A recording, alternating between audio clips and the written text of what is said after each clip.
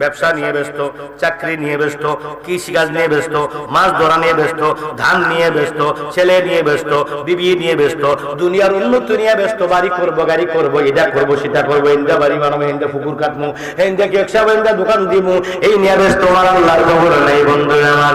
অতএব তুমি এসেছ দুনিয়ার মধ্যে, যেদিন এসেছিলা মাওলার জন্য কেঁদেছিলাম, আর যদি তুমি যেদিন পৃথিবী থেকে চলে যাবে ওই দিন তুমি হাসবে, পৃথিবীর সবাই তোমার জন্য কাঁদবে।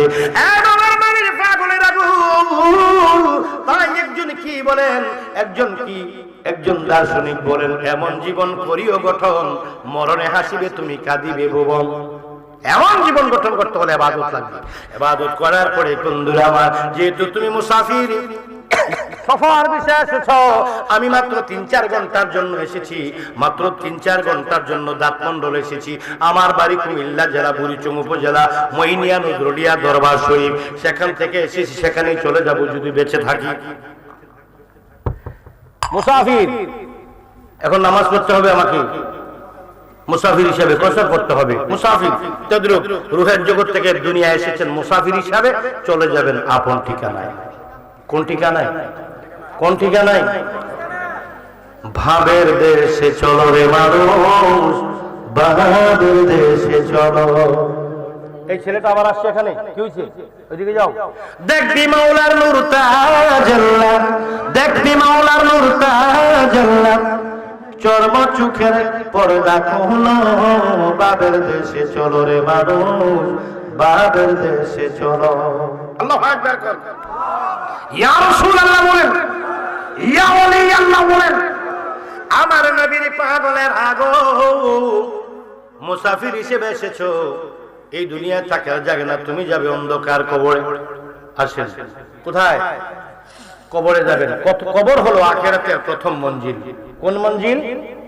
দুনিয়াতে কত মঞ্জিল আছে?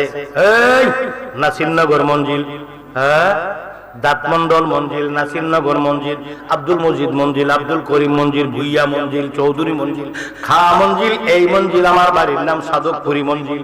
কত মঞ্জিল বানাইছো তুমি? এমন একটা মঞ্জিলের মধ্যে যাইবা, ওই মঞ্জিলটার নাম হলো কবর। কি কবরে যাইবে কিনা? কবরে যাওয়া লাগবে কিনা? এই কবরের মধ্যে বাতি নাই, কবরের মধ্যে সাথী নাই, বিছানা নাই, আসেনি? আসেনি? কবরের মধ্যে বাতি আসেনি? ব্যাক করলে কই কি আছে? এই বেটা কবরে বাতি নাই, কোন জায়গায় আছে বেটা? কে কইছে কবরে বাতি নাই? অবশ্যই আছে।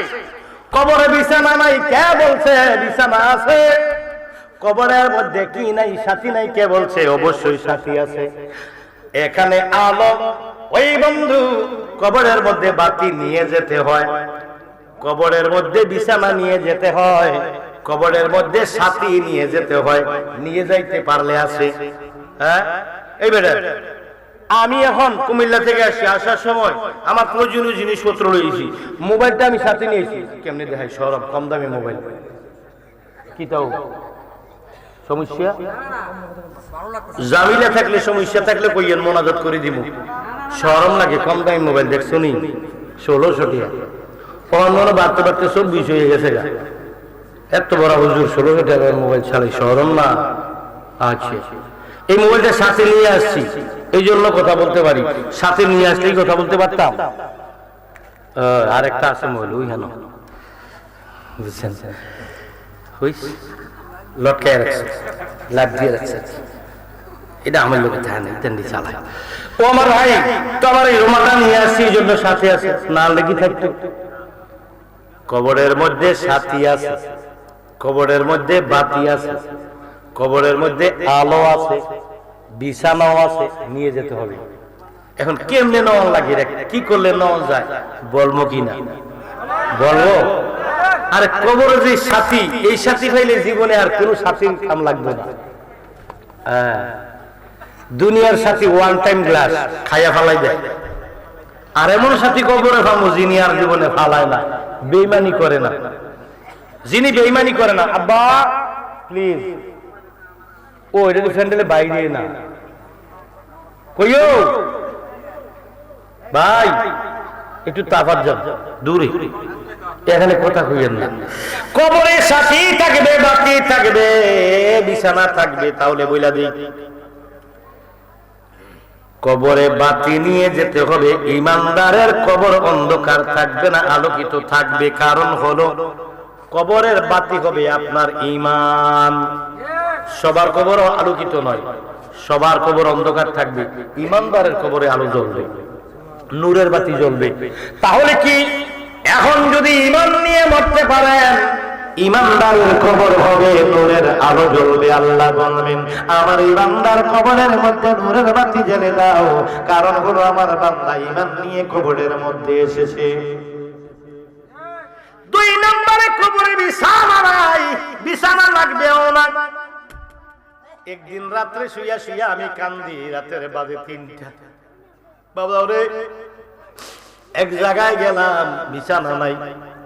আমার জীবনে খালি ফ্লোরে কোনোদিন শুই নাই। বিশেষ কারণ বশত একদিন খালি ফ্লোরের মধ্যে বালিশ ছাড়া ব্যাগটা মাথার নিচে দিয়া শুইতে হয়েছে। এমন জায়গায় গেছি, কোনো উপায় নাই। শরীর খুব ক্লান্ত, 4 দিন 4 রাত আমার ঘুম নাই। বিপদে পড়ে গেলাম।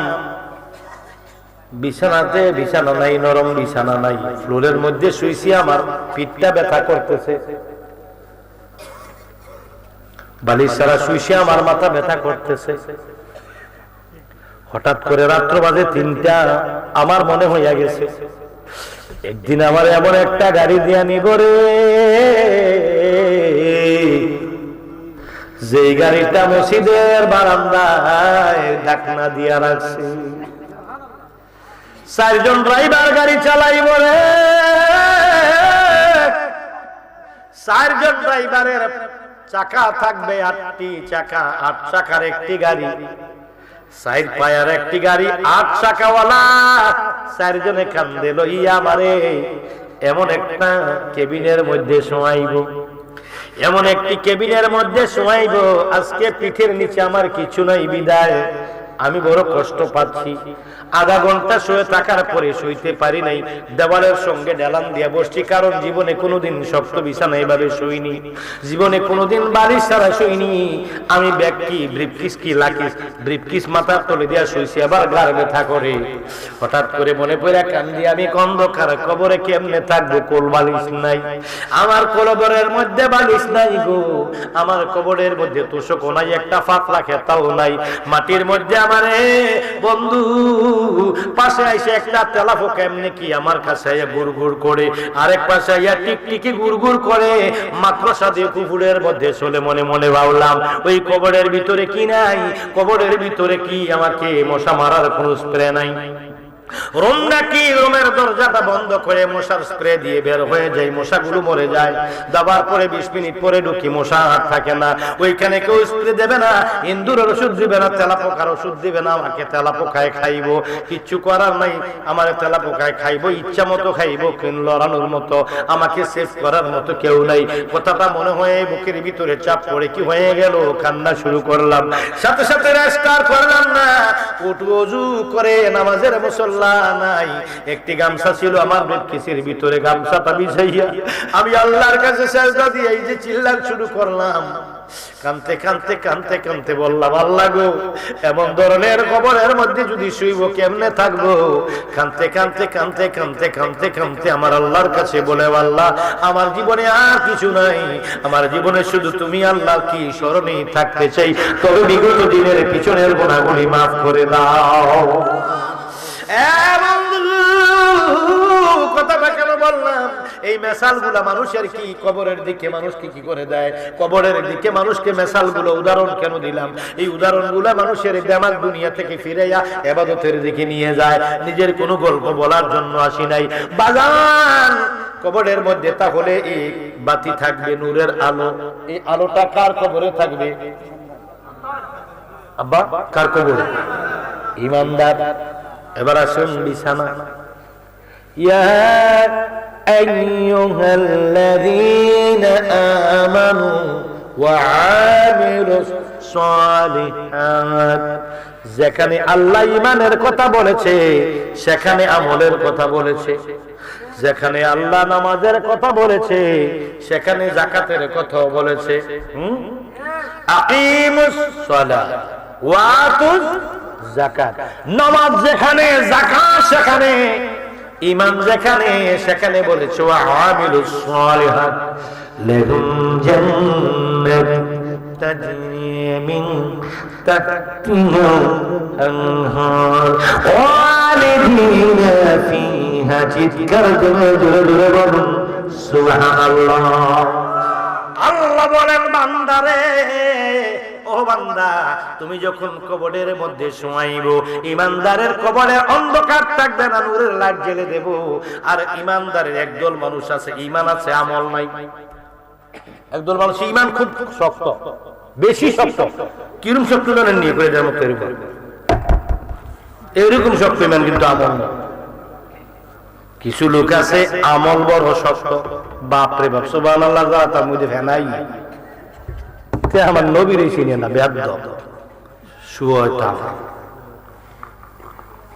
আমল বড় শক্ত কিন্তু ঈমান নাই, কারণ তে নবী ও নিশানে বেয়াদবি করে, আন্তর্জাতিক ক্ষতি সম্পন্ন বেয়াদব। ঠিক কিনা বলুন? কিছু লোক আছে আমল বড় শক্ত, ঈমান নাই। কিছু লোক আছে ঈমান বড় শক্ত, আমল নাই। এইটা কোনটাই কি কবরে শান্তি পাবে না? ওইটাও না, ওইটাও না। একদল লোক আছে ঈমান যেমন শক্ত, আমলও শক্ত। ওইদের কবরের মধ্যে আল্লাহ কয় আমি নূরের বাতি দিমু উপর দিয়া, নিচে দিয়া আমি জান্নাতের কার্পেট বিছাইয়া দিমু, তোর কবর বিছানা ছাড়া থাকবে না। এমন আরামের বিছানা তুই জীবনে দেখছ নাই। তোর কবরে পিঠের নিচে আমি জান্নাতে কুদরতি কার্পেট বিছাইয়া দিমু। তাহলে আমলের দরকার আছে নি? আমলের দরকার আছে নি? আমল লাগবে নি? তাহলে ঈমান হবে আলো, আমল হবে বিছানা। হুজুর, আমল হবে বিছানা, ঈমান হবে কি বাতি। সাথী পাবো কোথায়? সাথী একজন আছে। এই সাথীর মতোই আপনার পৃথিবীতে কেউ হয় না। এমন সাথী জীবনে থাকলে আর কোন সাথীর জন্য মায়া লাগবে না। ওই সাথীরে বলে গেছো, ওই সাথীরে বলে কেন আছো? কে আসছে? ফিসাব নাকি কুতুবুল আজিজ ভাই আসছে। নারে তাকবীর, আরো আসতে কো নারে রিসালাত, আরো আসতে কো নারে গৌসিয়া, দাঁতমন্ডল গৌসিয়া আজিজিয়া মিরানিয়া দরবার শরীফ। আমার বন্ধু সাথীটার নাম কইয়ালাই, সাথীটা চিনবেন? কইমু কবরে একজন সাথী আসবে। এমন ভাই কেমন আছে? আপনার অপেক্ষায় আছে। আল্লাহু আকবার বলেন। বারাকাল্লাহু ফি হায়াতিহি হাযা রাজুল কুতুবুল আজিজ। মারহাবা বলুন। এই কুতুবুল আজিজ হুজুরের হায়াতে আল্লাহ বরকত দান করুক। গত 8 তারিখে মাহফিল ছিল আশুগঞ্জে। আমার টাইম ছিল রাত 1টা, আইয়া বুঝছি 3টায়। মার গো আমার ভাই 4টা ঘন্টা ওয়াজ করতে করতে ফ্যাটের ভুড়ি বিড়া তেনা তেনা হইয়া গেছে। আশুগঞ্জে ওই যে ইয়েতে রেলওয়ে কলোনির সামনে যেটা কষ্ট করছে আমার ভাই, প্রতি বছরই উনি ওইখানে, উনি আর আমি একসাথে থাকি, বহু জায়গায় একসাথে মাহফিল করি। আলহামদুলিল্লাহ বলেন। এই সুন্নিয়াতের রত্নদেরকে আল্লাহ হায়াত দারাজ করে বলুন আমিন। এবার আসেন সাথীর কথা কইয়া বাইরে একটা দিয়ালাম, বলবো আলো হলো নূরের বিছানা, হলো জান্নাতের কার্পেট। এবার সাথী মা রব্বুকা। প্রশ্ন কয়টা? মা মার রব্বুকা কয়টা হলো? একটা। থিওরিক্যাল, এটা কি থিওরিক্যাল। ওয়ামান দীনুকা থিওরিক্যাল। এইবার আসবে প্র্যাকটিক্যাল। মান হাযা রাজুলুল্লাযী বুইসা ফিকুম। এইভাবে ফেরেশতা আঙ্গুল দিয়া বলবে ওই ব্যক্তিকে ওনারে চিনুনি। বাজানো ফেরেশতা যখন এই কথাটা জিজ্ঞাসা করব, আমার দয়াল নবী কামলেওয়ালা তোমার কবরে হাজির হইয়া যাইব। ওইটা হলো প্র্যাকটিক্যাল। হাজার রাজুল, আমার নবী কামলেওয়ালা কবরের মধ্যে হাজির থাকবেন।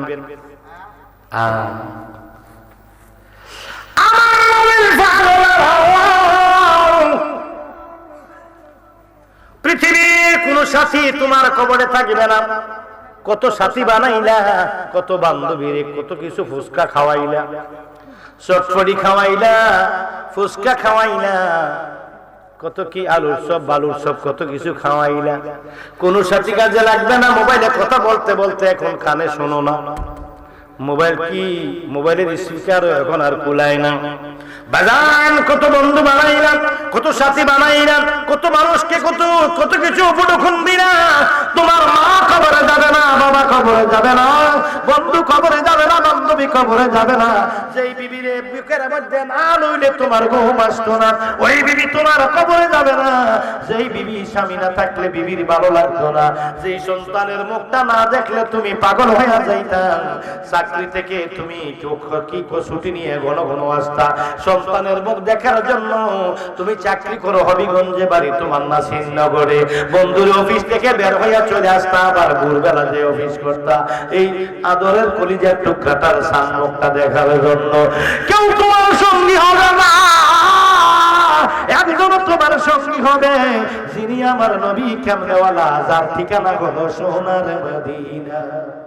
মদিনা মদিনা আশিক মুমিনের ঠিকানা। ওই কইরে সাদে কই মদিনা মদিনা আশিক মুমিনের ঠিকানা। দিদার চিয়ে কাঁদো তোমরা, দিদার চিয়ে কাঁদো তোমরা, ও না নবীর দিওয়ানা। মদিনা মদিনা আশিক মুমিনের ঠিকানা। আয় হায় মদিনা মদিনা আশিক মুমিনের ঠিকানা। দিদার চিয়ে কাঁদো তোমরা, দিদার চিয়ে কাঁদো তোমরা, ও না নবীর দিওয়ানা। মদিনা মদিনা আশিক মুমিনের ঠিকানা। বলো না মদিনা মদিনা আশিক মুমিনের ঠিকানা। জালালউদ্দিন সুয়ুতি, জালালউদ্দিন সুয়ুতি ৭৫ বার দেখলো নবীজি, এতবার দেখিয়া নবী, এতবার দেখিয়া নবী, তৃপ্তি তাহার হইল না। মদিনা মদিনা আশিক মুমিনের ঠিকানা। বলো না মদিনা মদিনা আশিক মুমিনের ঠিকানা। দিদার চিয়ে কাঁদো তোমরা, দিদার চিয়ে কাঁদো তোমরা, ও নবীর দিওয়ানা। মদিনা মদিনা আশিক মুমিনের ঠিকানা। আমার নবীর ফাগুনের আগুন, দুনিয়ার কোন সাথী তোমার কাজে লাগবে না, আমার নবী কেমনওয়ালা সাথী হইবে। এজন্য কারণ কি, কোরআনে আল্লাহ পাক রব্বুল আলামিন বলেন, আন-নাবিয়্যু আওলা বিল মুমিনিনা মিন আনফুসিহিম। নবী তোমাদের জীবনের চাইতে অনেক বেশি। চিৎকার করে বলুন সুবহানাল্লাহ। লা ইউমিনু আহাদুকুম হাত্তা ইয়াকুনা হাব্বা ইলাইহি মিন ওয়ালিদিহি ওয়া ওয়ালাদিহি ওয়ান নাস আজমাইন। টাকা পয়সা, সন্তান সন্ততি, আত্মীয় স্বজন, এমনকি ওমান নাফসাহু, নিজের জীবনের চাইতে নবীরে যদি ভালোবাসতে পারো তাহলে ঈমানদার। ওই ঈমানদারের কবরে কি নাই? অন্ধকার নাই, বিছানা থাকবে, আলো থাকবে, সাথী আমার নবী হবে। তবে শর্ত হলো ঈমানদার হতে হবে। ঈমানদার হতে হলে চলবে না, শুধু ঈমানদার হলে চলবে না, ঈমানের সঙ্গে লাগবে আমলে সালেহা। আমলে সালেহিনদের জন্য রয়েছে সুব্যবস্থা। এখন তুমি কবরের মধ্যে শোয়াইবা, আপনাকে কবরের মধ্যে শোয়ানোর উপর এই তিনজন ফেরেশতা প্রশ্ন করার আগে আরেকজন ফেরেশতা, ওনার নাম রোমান, রোমান ফেরেশতা এসে আপনার আমল নামার হিসাব নেবে। তারপরে মুনকির নাকির, মুনকির নাকিরের পরে আরেকজন আসবে কি বোবা ফেরেশতা, আরেকজন আসবে কি বদির ফেরেশতা, আরেকজন আসবে কাঁটাওয়ালা ফেরেশতা জড়াইয়া ধরবে। এরপরে আপনার সাপ বিচ্ছুর ব্যাপার আছে, তারপরে আপনার যোক্তারা যাবের ব্যাপার আছে, ছয় দিকের মাটি আছে। বন্ধুরা আমার, ছয় দিকের মাটি ডান বাম উপর নিচ উত্তর দক্ষিণ পূর্ব পশ্চিম উপর নিচ ছয় দিকের মাটি বিশাল প্রশস্ত হয়ে স্পিরিট নিয়ে আপনাকে চাপ দিয়ে ডান দিকের যেন বাম দিকে নিয়ে যাবে। এই কবরের মধ্যে আপনি থাকবেন কিয়ামত পর্যন্ত। কিয়ামতের দিন আপনি কবর থেকে আবার লাফিয়ে লাফিয়ে পৃথিবীর সব মানুষগুলো উঠে যাবে।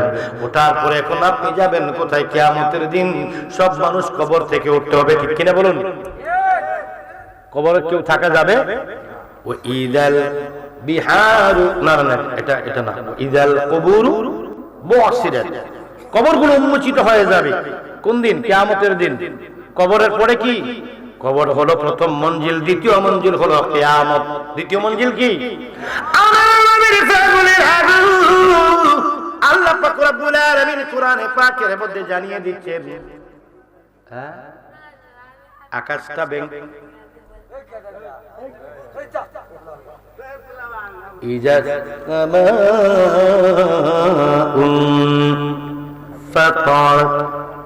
আল্লাহ কয় গো, আকাশটা টুকরো টুকরো হয়ে ভেঙ্গে টুকরো টুকরো হয়ে পড়বে, আকাশ থাকবে না।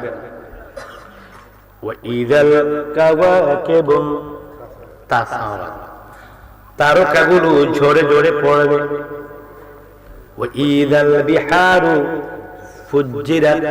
পৃথিবীটা প্রলয় হয়ে পানি পানি হয়ে যাবে। কবর থেকে মানুষগুলো লাফিয়ে লাফিয়ে উঠবে।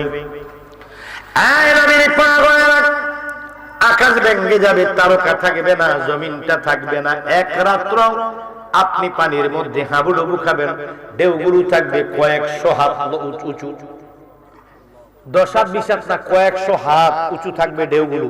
5 তলা 10 তলা গাছপালা মাটি কোনো কিছুই থাকবে না। 5 তলা 10 তলা কোনো কিছুই থাকবে না। এই মাটির নিচে আছে সমুদ্র, সমুদ্রের নিচে আছে কি? মাটির নিচে আছে পানির সমুদ্র, পানির সমুদ্রের নিচে আছে আগুনের সমুদ্র। কোন বিজ্ঞানী এখন আগুনের সমুদ্রের কথা এখনো কোন বিজ্ঞানী আবিষ্কার করে বলতে পারে নাই। আমরা এটার খবর পেয়েছি যার কাছে, তিনি আমার নবী কামলেওয়ালা, আমার নবীর ফাগলের আগুন, আমার নবীজি। এবারে কি সেদিকে যাচ্ছি না আমার বন্ধু। এই পৃথিবীটা কি হয়ে যাবে? পৃথিবীটা মানে একটা দ্বীপ, সব জায়গায় পানি, মাঝখানে একটা দ্বীপ, এটার নাম পৃথিবী। 3 ভাগ জল 1 ভাগ স্থল। কিয়ামতের সময় ভূমিকম্পের কারণে কি হয়ে যাবে? চূর্ণ বিচূর্ণ হয়ে যাবে। বাস থাকবে না, গাছ থাকবে না, বিল্ডিং থাকবে না, রড থাকবে না, সবকিছু মিসমার হয়ে যাবে। এক রাত্র আপনি হাবুডুবু খাবেন পানির ভিতরে। রাত্রটা কত বড়! জ্যৈষ্ঠ মাসের রাত আর মাঘ মাসের রাত এক সমান নয় বন্ধুরে। পৃথিবীর 50,000 বছর ওই সময় ওই রাত্রটা হলো এক রাত।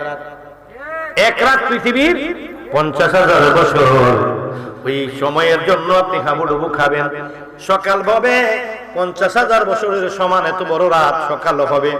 সূর্যটা আসবে উপরে, সূর্যের তাপে 1 মিনিটের ভিতরে পুরা পানিটা তামার জমিন হয়ে যাবে। পুরো পানিটা তামার জমিন হয়ে যাবে।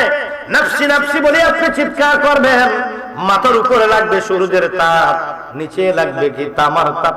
ইয়া নাফসি বলে আদম আলাইহিস সালাম থেকে সব মানুষ নাফসি নাফসি বলে চিৎকার করবে, একজন ব্যতীত। একটি মানুষ নাফসি নাফসি বলে চিৎকার করবে না গো বন্ধু, একজন মানুষ চিৎকার করবে না, সবাই বলবে ইয়া নাফসি বলে কাঁদবে সেদিন আসরের ময়দানে।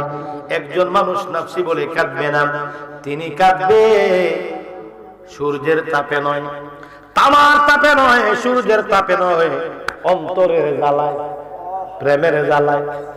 প্রেম জ্বালায় অঙ্গ জ্বলে রে, জ্বালারে যারা কি দিয়া জোড়াই।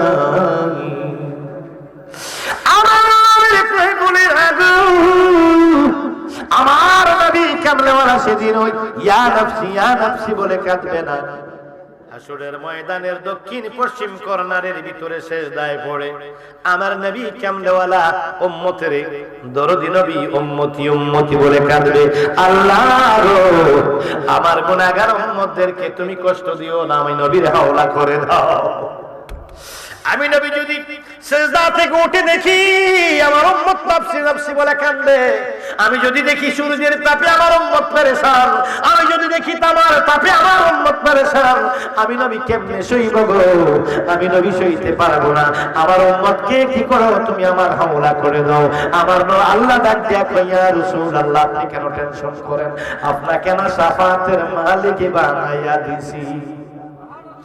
নবী গো আপনার না জান্নাতের মালিক বানায়া দিলাম, আপনার শাফাতের মালিক বানায়া দিলাম, আপনার জান্নাত আমি আপনার নামে লিখে দিলাম, আপনাকে শাফাতের মালিক বানায়া দিলাম। ইয়া রাসূলুল্লাহ আপনি কেন কাঁদবেন? আপনি কোনো টেনশন করবেন না, আপনার উম্মতের জন্য রয়েছে সুব্যবস্থা। কান্নাকাটি শেষ, একটি দিন চলে গেল 50,000 বছরের সমান। দুনিয়ার 50,000 বছরের সমান একটি রাত দিন চলে গেল। একবার পানিতে গেল এক রাত, এখন আবার কি একদিন গেল হাসরের মাঠে। বন্ধুরে আমরা গিয়ে কি করব? বিভিন্ন নবীদের কাছে ঘোরাফেরা করব, সবাই বলবে হাসরের ময়দানে কোনো দায়িত্ব কোনো নবীকে দেয় নাই, অন্যদিকে যাও। শেষ পর্যন্ত ঘুরতে ঘুরতে দয়াল কামলেওয়ালার কাছে যাব, গিয়ে দেখবো আমার নবী কামলেওয়ালা উম্মতি উম্মতি বলে রুকনে ইয়ামানির মধ্যে কান্দে। যাইয়া চিৎকার দিয়া নবীর কাছে নালিশ দেব, দয়াল নবী গো নবী তুই বি নালিশের জানাই, যেই দিকে চাই ওরা দয়াল, যেই দিকে চাই ওরে দয়াল, তোমার মতো বান্ধব নাই, তুই বিনে নালিশের জানাই, প্রাণের নবী গো নবী তুই বিনে নালিশের জানাই, যেই দিকে চাই ও গো নবী, যেই দিকে চাই ও গো নবী, তোমার মতো বান্ধব নাই, তুই বিনে নালিশের জানাই।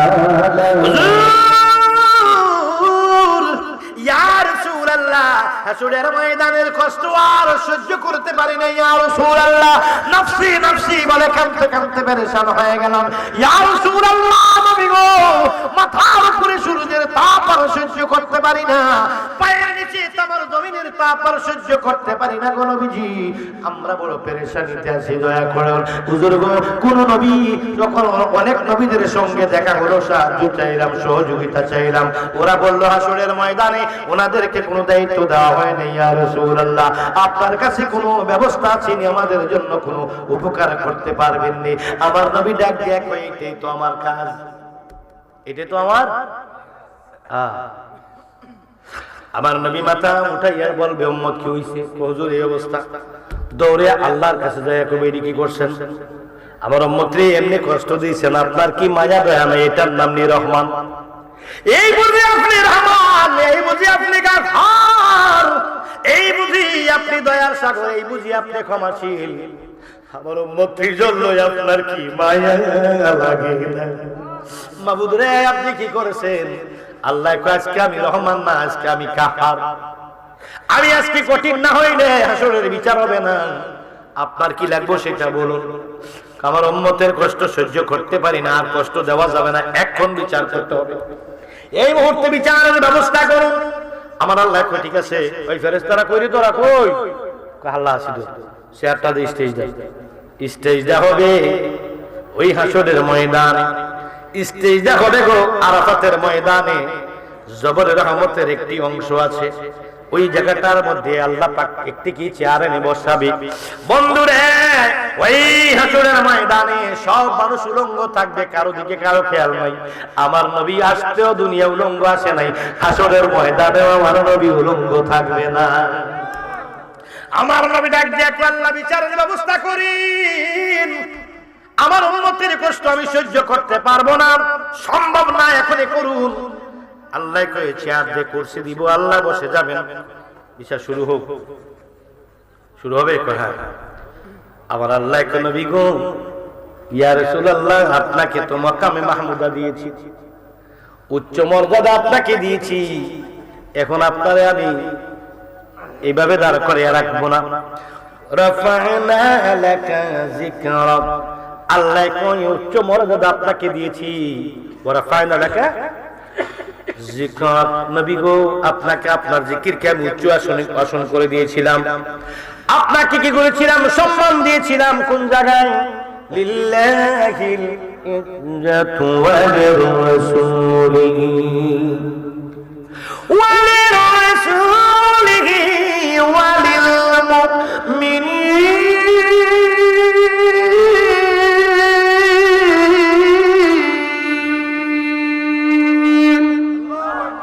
আল্লাহ কয় আমি আল্লাহ কোরআনে বলেছিলাম আমি আল্লাহ ইজ্জতওয়ালা, আমার নবী ইজ্জতওয়ালা। আমি বসে থাকবো, আপনি দাঁড়াইয়া থাকবেন, হয় না। ফেরেশতারা রে আরেকটা চেয়ার দিব, আল্লাহর ডান পাশে আমার নবীজিরে বসাইব, আমার আল্লাহর ডান পাশে নবীজিরে বসাইব। আমার আল্লাহ কয় হাবিব একটু ধৈর্য, বিচারটা করতেছি, একটু তেলাওয়াত হবে। আচ্ছা করেন, ঠিক আছে। দাউদ নবী কই গো? আমার আল্লাহ ডাক দেখে, দাউদ সামনে আসো। যার এত কণ্ঠ দিয়েছেন আল্লাহ, মাছগুলো উনি সুরের মধ্যে টান দিলে মাছগুলো লাফিয়ে লাফিয়ে জমিনে উঠে যেত পানি থেকে, গাছগুলো সেজদার মধ্যে পড়ে যাইতেন। মানুষের চোখে ঘুম এসে ঘুমাইয়া যাইতেন। দাউদ নবী কই গো? হাজির। লাব্বাইক, আল্লাহ আমি হাজির। তেলাওয়াত করো। আল্লাহ কোনটা? তৌরাত না জবুর না ইনজিল না কোরআন? আমার হাবিবের উপরে যেটা দিছি, আমার হাবিবের উপরে যেটা দিছি এইটা, বাকি দি বাদ দে। কোনটা গো? কোরআন। কোনটা? কোনটা? কোনটা? তুই এবার কোনটা তেলাওয়াত করবি? আমার নবী বই রইছে না, আমার নবীর ইজ্জত বেশি কার? আমার নবীর যেটা দিছি এইটা, কই তাহলে কোরআন কহা। এবার দাউদ আলাইহিস সালামের কণ্ঠে শুরু হবে, আউযু বিল্লাহি মিনাশ শাইতানির রাজীম, বিসমিল্লাহির রাহমানির রাহিম। এটা বলে মিশরি লিহান। কোন লিহান? মিশরি লিহানে কোরআন শুরু হয়ে যাবে তেলাওয়াত। আমার আল্লাহ কোরআন তেলাওয়াত যখন হবে, ওই যে 50,000 বছরের সমান এক রাত লাফাইছি পানিতে, আর 50,000 বছরের সমান একদিন লাফাইছি হাসরের মাঠে, সব দুঃখ কষ্ট ভুলে শীতল হয়ে যাবে অন্তরটা। দাউদ আলাইহিস সালামের সেই কোরআনের সুর শুনে স্তব্ধ, শান্ত হয়ে যাবে ময়দান। চুপ করে শান্ত পরিবেশে বসে আছেন আল্লাহ, ডান পাশে বসে আছেন নবী কামলেওয়ালা। দাউদ রে, কোরআন শোনাইলি, আমার হাবিবের সামনে একটা নাত প্রশ্ন, আমার নবীর সামনে একটি নাত হবে। এবার হবে বিচার। কি হবে? কি হবে? বিচার। আমার আল্লাহ নবী কয়, বিচার শুরুর আগে দিয়ে আল্লাহ একটু কথা আছে। কি বলে? কাকু এমন কি তো হইছে তোমার? তুমি এরম করো কি? কদিন ভরে ভরে দি ঘরে তুমি ঝামেলা করো হয়ে ফেলছ। আরে আল্লাহু আকবার বলেন। আল্লাহ একটা কথা কম, একটু কথা বলি।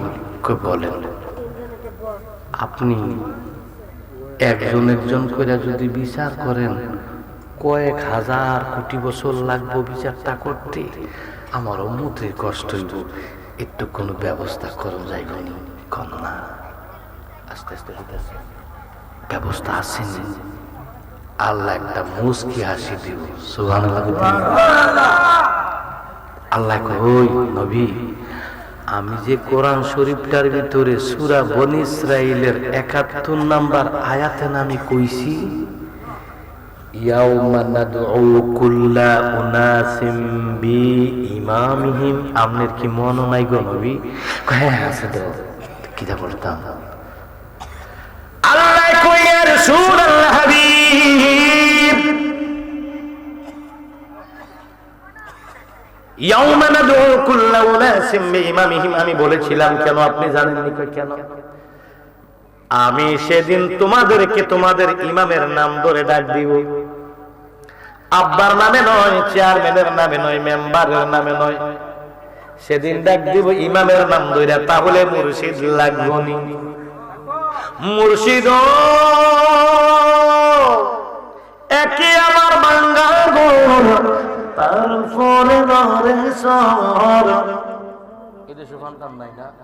ওরে কোন সেদিন কোন দিন জানি সেই ঘর বাঙ্গা পরে রে, আখির নেওয়ারি রে কামসা বাসের বেগরা রে, আখির নেওয়ারি রে কামসা বাসের বেগরা রে, বাজার লুটিয়া নিল চোরাই রে, আমার মন যাইয়া রে দিল মাসাইয়া মুর্শিদ নিজে এর দেশে যায়।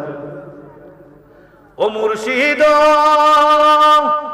সবার আছে জায়গা জমি, দ্বন্দ্বলতের নাই রে কমি, আমার মনে মুর্শিদ শুধু তুমি রে, আমার মনে মুর্শিদ শুধু তুমি রে, জীবন আর মরণে তাই যেন পাই চরণে, জীবন আর মরণে তাই যেন পাই চরণে, তুমি বিনা আমি মরি রে। বলুন আমার মন মরিয়া রে, জীবন দইয়া মুর্শিদ নিজে এর দেশে যায়। আমার মন মরিয়া রে, জীবন দইয়া মুর্শিদ নিজে এর দেশে যায়। মুর্শিদ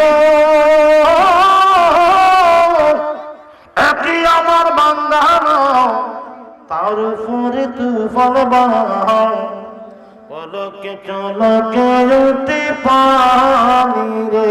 মুর্শিদ একই আমার তার উপরে তুফান দাও, জলকে জলকে উঠে পানি রে।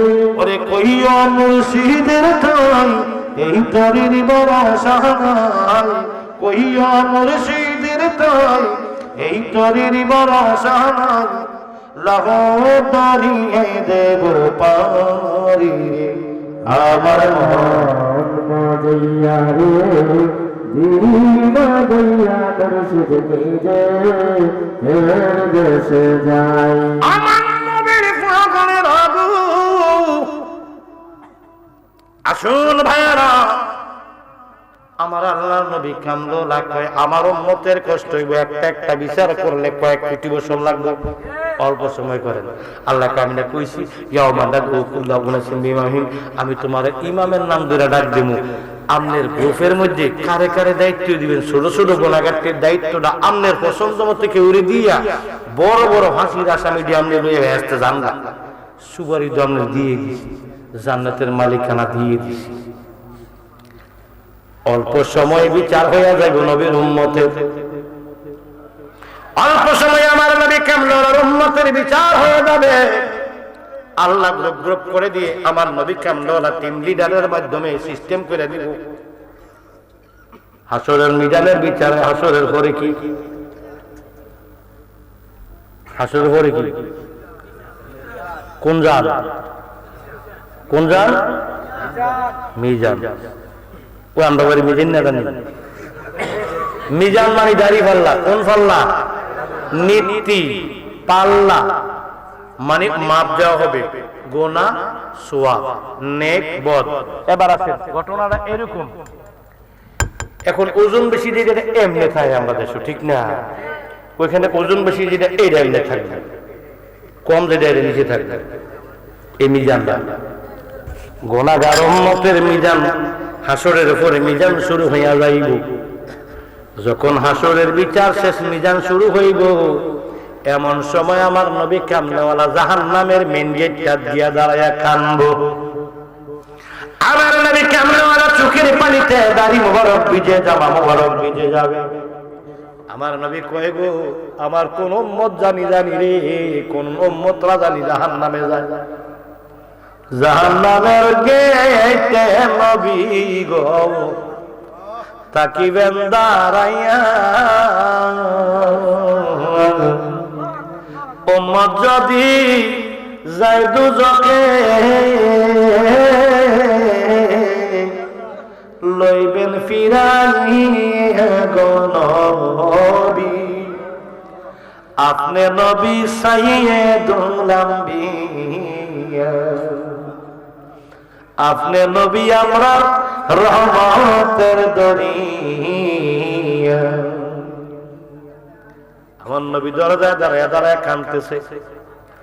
মিজানের মধ্যে কার্যক্রম শুরু হয়ে গেছে।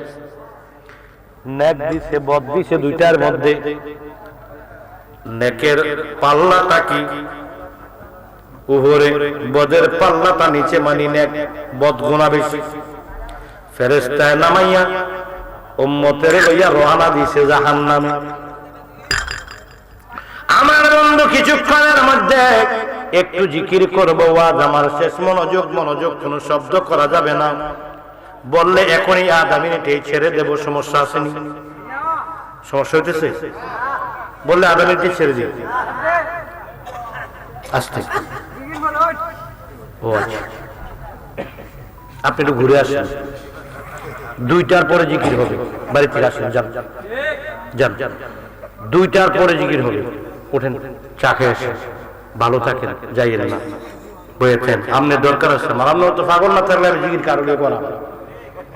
হ্যাঁ, যাইবার কথা কি তোমার মনে নাই, অসময়ে আইসো হাসেন জিকিরি করবার লাই। বইয়ে থাক, তুই উচ্চাসা বিয়ে করে ভাড়াই দেন, বইয়ে থাক, যাও যেত না, অক্ষণে জিকির আল্লাহু আকবার বলেন। আমার নবীর পাগলের আগো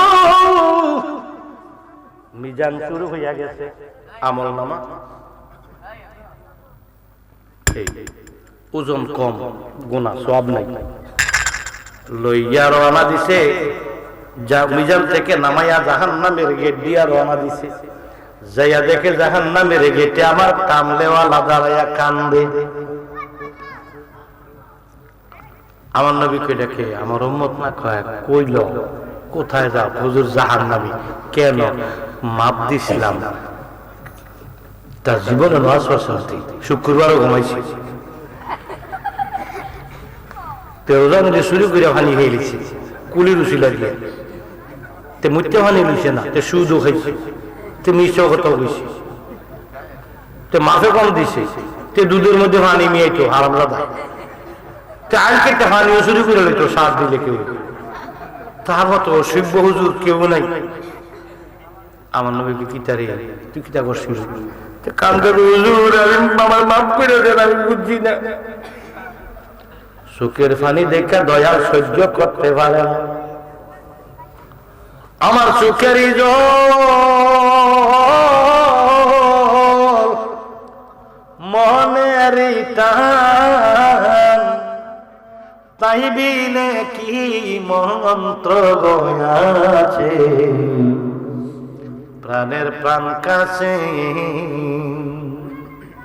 হুজুর আমি অন্যায় করেছি, তবে নবী গয় আমি আপনি নবীরে ভালোবাসতাম, আপনি জীবনে আপনার জন্য বহু চোখের জল ফালাইছি। দাঁড়া, ফেরেশতা আবার ফিরো, যাও যাও যাও যাও যাও ওদিকে যাও।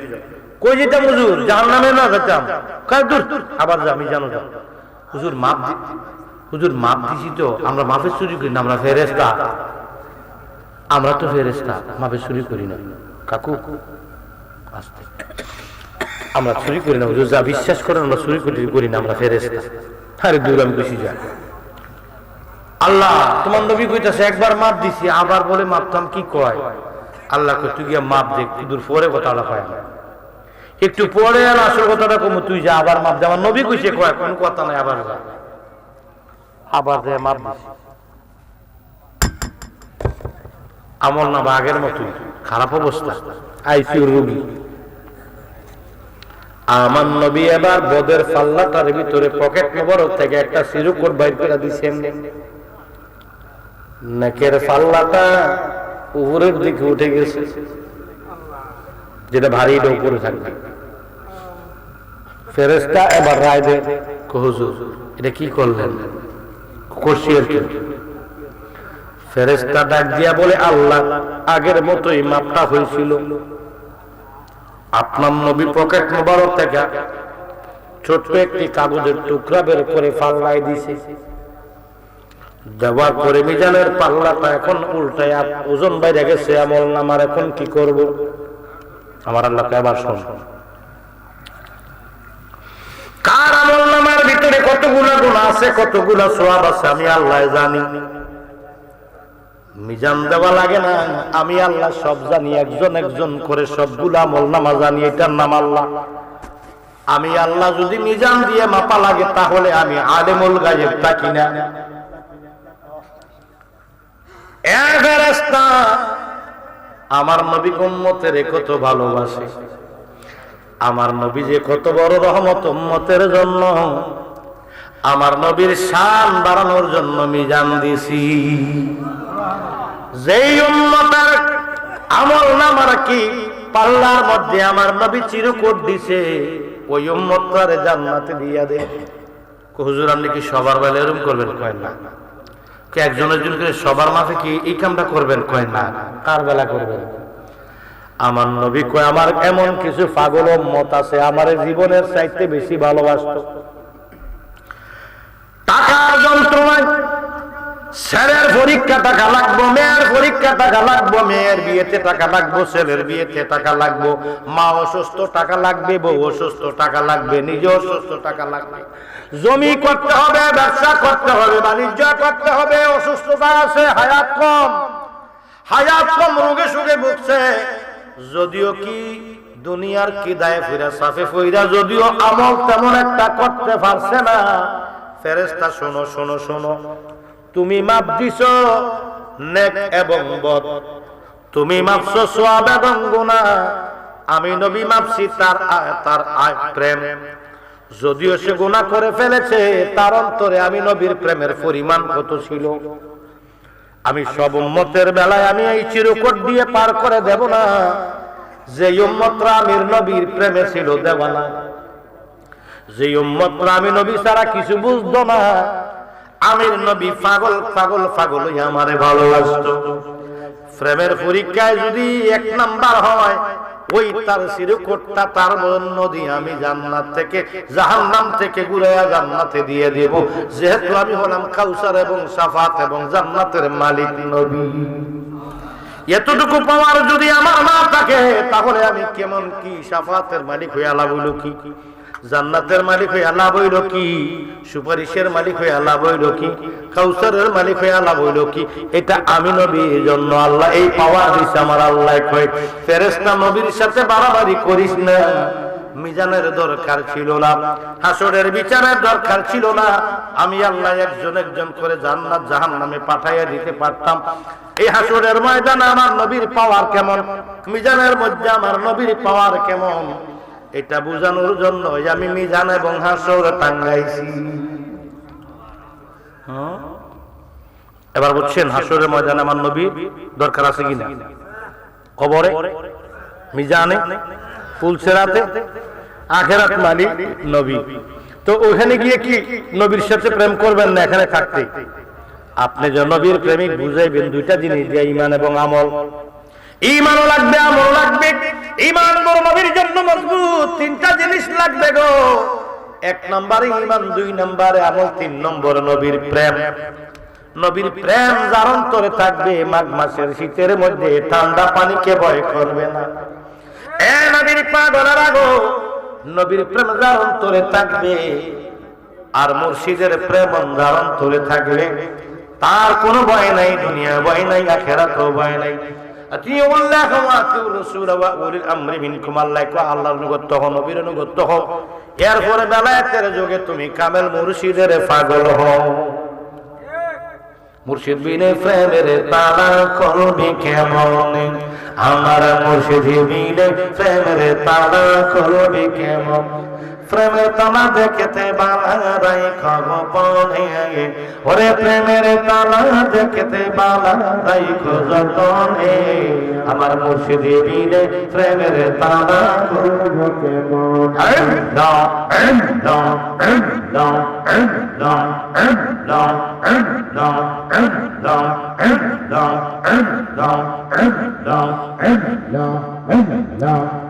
তোমরা কি জানো না আমি মুর্শিদ চাঁদের প্রেম গনের ফুরন?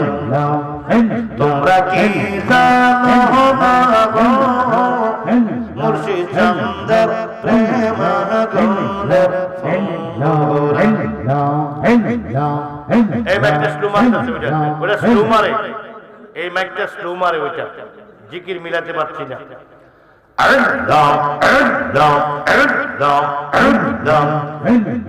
মুর্শিদ বিনে আমার প্রাণ বাঁচে না, মুর্শিদ বিনে প্রাণ বাঁচে না। বাজান রে আইনা দে তোরা আমি মুর্শিদ এ সন্দের প্রেম গুনা। তোমরা কি জানো না মুর্শিদ চাঁদের প্রেম গুনার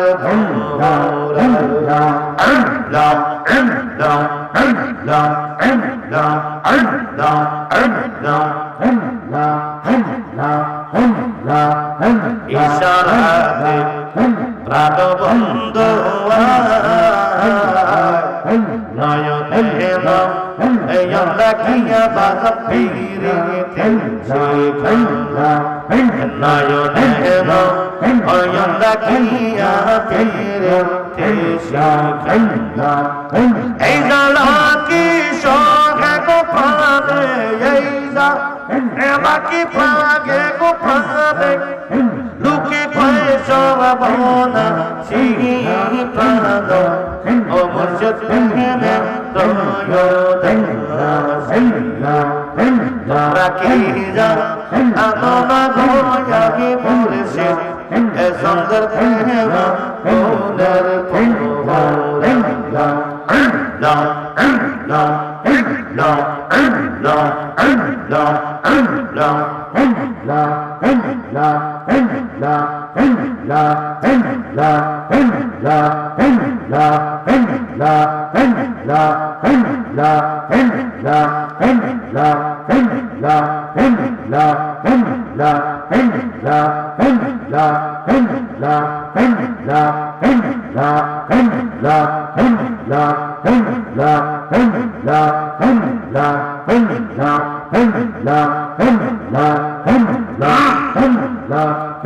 প্রাণের মুর্শিদ, প্রাণের মুর্শিদ বলিতে পারি না তোমার।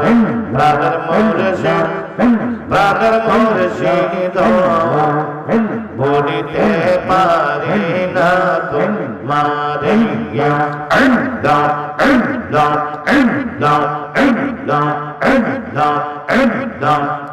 শুনিয়া জহরম করে আশার বাণী দিয়া মোরে, কথা কি নাই তোমার মনেয়া, শুনিয়া জহরম করে আশার বাণী দিয়া মোরে, এই কথা কি নাই তোমার মনেয়া। বুকে নিয়ে সালাতন করি সদায়ন আর জ্বালা দিও না অন্তরে মারহাবা গানের মুর্শিদ বলিতে পারি না তোমারে হায় হায়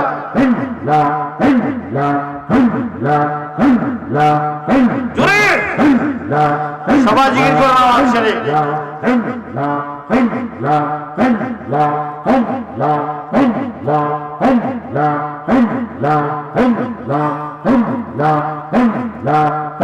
আমাদের নেই রাখবেন চরণ দাসী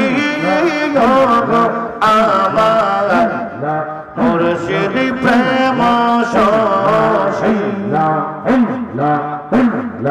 আমার নেই রাখবেন চরণ দাসী আমার মুর্শিদ প্রেম শশী মুর্শিদ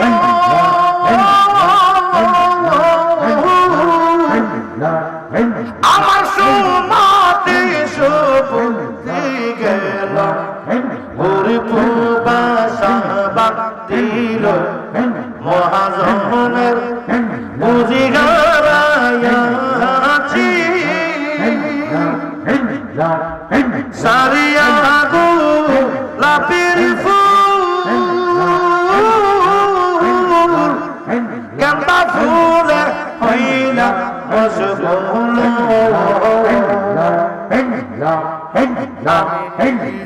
করলাম নিজের সর্বনাশী মুর্শিদ প্রেম শশী আল্লাহ আল্লাহ আল্লাহ আল্লাহ আল্লাহ আল্লাহ আল্লাহ আল্লাহ আল্লাহ আল্লাহ আল্লাহ আল্লাহ আল্লাহ আল্লাহ আল্লাহ لا إله إلا الله محمد رسول الله